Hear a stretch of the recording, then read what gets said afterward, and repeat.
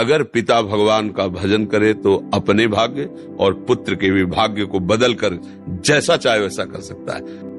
वो तो आएगा अपने ही कर्मों से, पर उसमें दुख और सुख का अनुभव तुम्हारे कर्म उसमें सम्मिलित होंगे। अगर आपने पूर्व में जो जीव पुत्र रूप में आ रहा है उसके साथ अभद्र कर्म किए हैं तो आकर के जीवन भर आपको जलाएगा, आपको दुख देगा। और आपने भद्र माने मंगलमय कर्म किए हैं तो जीव पुत्र बन के आएगा, तुम्हें सुख प्रदान करेगा।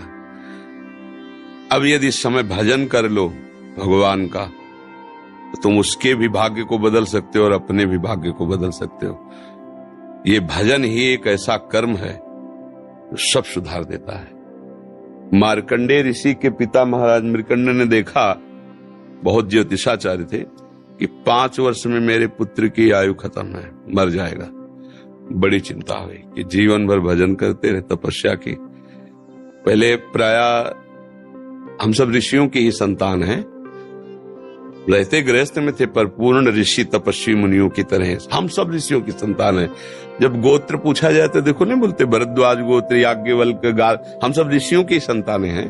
हाँ, तो उनको लगा कि कैसे क्या कर सकते हैं कि 5 वर्ष के बाद ये बालक जीवित बना रहे। अब पिता का कर्म शुरू हो रहा है।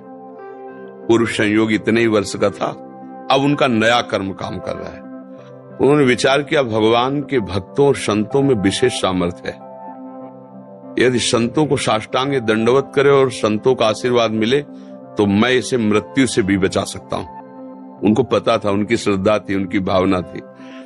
तो प्रायः पवित्र नदियों के किनारे ही ऋषियों के आश्रम होते थे, तो गंगा जी के समीप ही तो घाट में खड़ा कर देते। जो भी संत दिखाई देते, वैष्णव तिलक या शैव तिलक, वो सबको आदेश कर, छोटा सा बालक 2 वर्ष 3, साष्टांग प्रणाम करो, साष्टांग प्रणाम करो।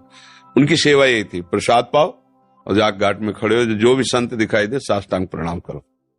एक दिन प्रच्छन्न वेश से गुप्त रूप से सनक सनंदन सनातन सनत कुमार भी, अब आपको क्या पता कौन महात्मा किस कोटि का किस वेश में तुम्हारे पास बैठा है, या तुम्हारे संग वार्तालाप कर रहा है, या तुम्हें कभी मिल सकता है, हमारी दृष्टि नहीं है ना। और वो दिव्य महापुरुष थे और वो देखा करते थे। जब साष्टांग प्रणाम किया तो चारों संत वेश में थे, उनका चिरंजीवी भाव, बस वो आ गए। कहा महाराज मेरी दृष्टि अचूक है, आप सनक सनंदन सनातन सनत कुमार चारों ब्रह्म कुमार है ना,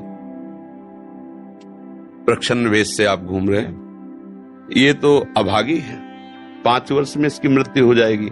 और आप कह रहे हैं चिरंजीवी भव, तो आपके वचन मिथ्या या इसका भाग्य मिथ्या? इसी बात में बैठे थे कि कोई न कोई महापुरुष जब फंसेगा तो ये भाग्य को मिटा सकता है, साधारण थोड़ी मिटा पाता है, महापुरुष ही मिटा पाता है, उसमें सामर्थ्य होती है। तो उनका ठीक है, चिरंजीवी तो रहेगा ही। तुम्हारी ज्योतिष से तुमको पता है किस मिनट में किस सेकंड में मृत्यु होगी। उस दिन प्रातः से लेकर के और मृत्यु समय तक भगवान शिव के मंदिर में शिव का आलिंगन करके इसे बैठाल देना, बस फिर और हम देख लेंगे। ऐसा ही किया। चारों ब्रह्म कुमार दरवाजे पे खड़े हो गए।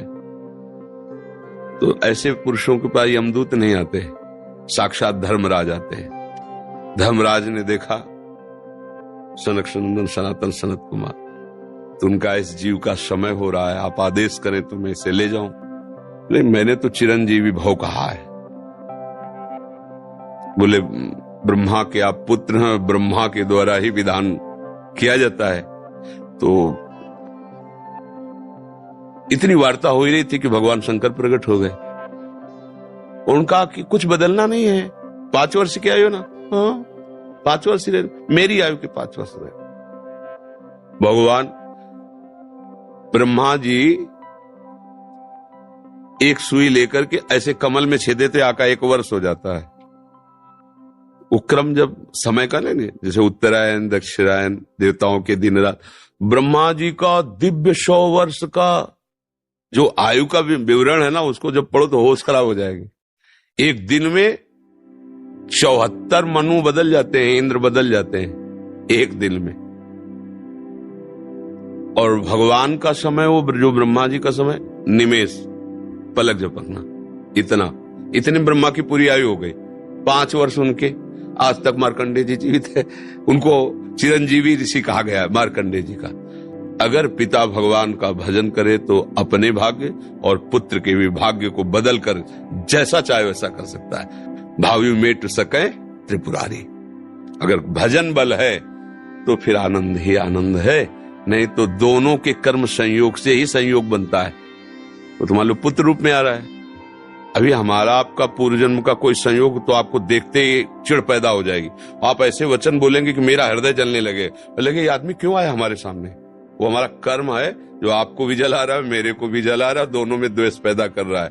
और अगर अच्छा देखते ही ऐसा लगा कि मानो हमने बहुत समय से अपने प्रियजन को बाद में देख, ऐसा लगता है ये तो हमारे बहुत प्रिय, और देखकर आनंद है, आप जाओगे खुशी हुई, हमारा खुशी हुई, क्या हुआ?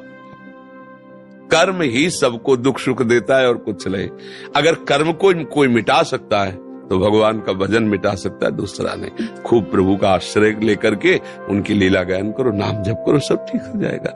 और गर्भस्थ शिशु को भगवत चर्चा सुनानी चाहिए, उससे प्रभाव पड़ता है। जैसे माँ गर्भवती है तो चाहिए कि स्वयं स्वाध्याय करे या फिर परिवार के जन कथा कह रहे हो, चुपचाप शांति से बैठ के सुने और नाम जप करे, तो गर्भस्थ शिशु पर उसका प्रभाव पड़ता है। जैसे प्रहलाद जी जब कयाधु जी के गर्भ में थे तो नारद जी अपने आश्रम में लेकर के उनको भगवत चर्चा भक्ति का उपदेश किया, तो ऐसे महान भागवत 5 वर्ष में विश्व विजेता हिरण्यकश्यप को परास्त कर दिया।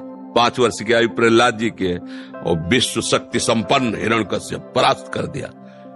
अभिमन्यु जी गर्भ में ही थे, चक्रव्यूह का वेदन की क्रिया बताई तो 6 द्वार वेदने की क्रिया तक वो जगती रही, 7वें विश्व हो गई। तो फिर वो मतलब गर्भस्थ शिशु पर बाहरी चर्चा का प्रभाव पड़ता है, बाहरी आचरण का प्रभाव पड़ता है। यदि हम नाम कीर्तन, भगवत चर्चा, भगवत कथा वार्ता, तो उसमें भक्ति का अंकुरण हो जाएगा, गर्भस्थ शिशु में उसका प्रभाव पड़ जाएगा।